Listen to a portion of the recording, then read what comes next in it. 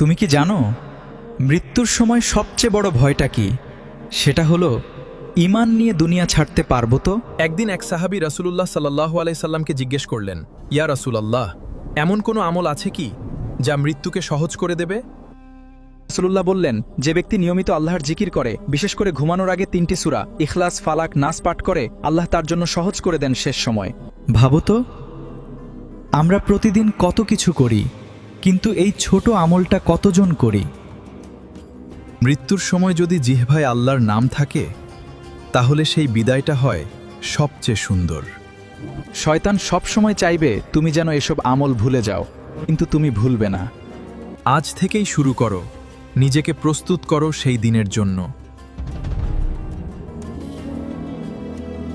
কারণ ফিরে তো সবাইকেই যেতে হবে, কিন্তু যারা আল্লাহকে স্মরণ করে বাঁচে, তাদের জন্য সেই ফেরাটা হয় সহজ ও বরকতময়। এই ভিডিওটি শেয়ার করো, হয়তো তোমার শেয়ারের মাধ্যমে কারো জীবন বদলে যেতে পারে।